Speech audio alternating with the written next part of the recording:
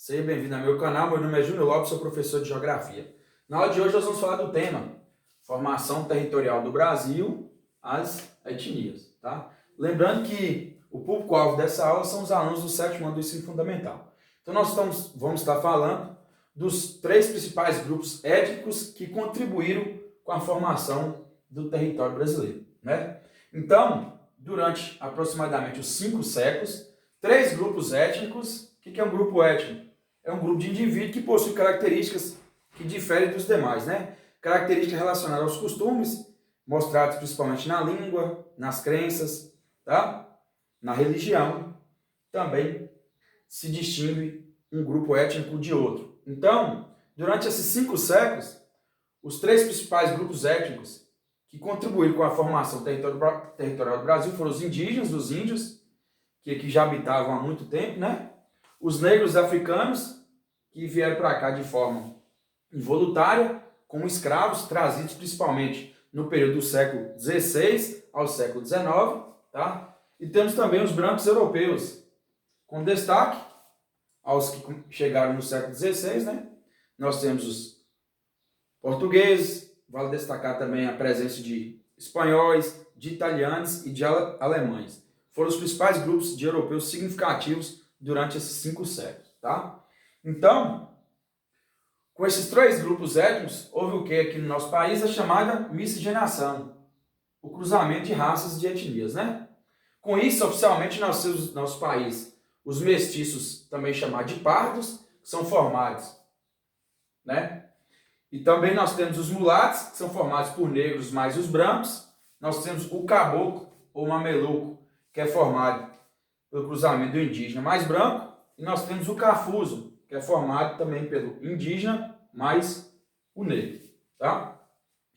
Aqui eu vou estar mostrando para vocês os grupos étnicos em porcentagem na participação da população brasileira. Tá? Analisando os anos de 1950, 1980 e nos anos de 2010. Então, em 1950 era 61,7% de brancos, em 1980 diminuiu para 54,7% e no ano de 2010 48,4%.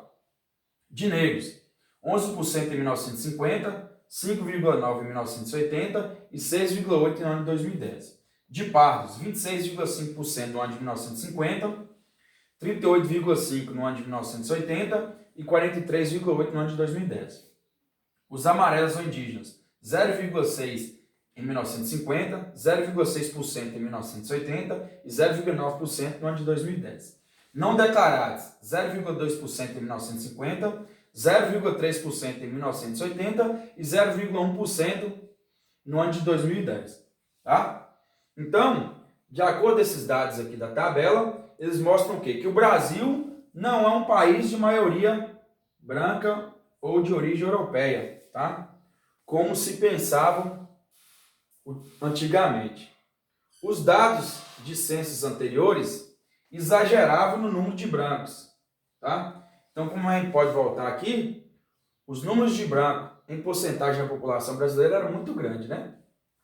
Por quê? Porque os dados exageravam o número de brancos. Porque a pessoa se autodeclara. Então, a maioria das pessoas nem eram brancos, mas se autodeclaravam brancos. Isso por quê? Porque eles tinham o quê? A questão do preconceito para quem não é branco.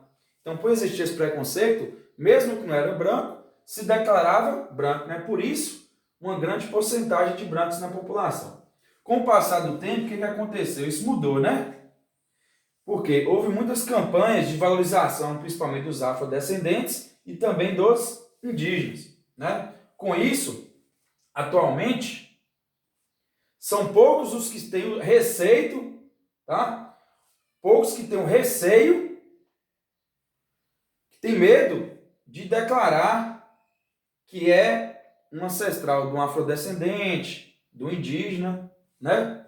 Então, com isso, o número dos brancos diminuíram, ó. Era 61,7 em 1950, passou de 54,7 em 1980 e 2010 48,4. Não é porque diminuiu, é porque as pessoas, mesmo que não eram brancos, passaram o quê? Tinham o costume de se declarar branco, né? Porque tinha medo. por causa do preconceito que existia. Então, com campanhas que houve de valorização do afrodescendente e dos indígenas, as pessoas diminuíram o medo e passaram a se declarar indígenas, passaram a se declarar pardos e negros principalmente, né? Então, o que a gente deve salientar em todas essas informações?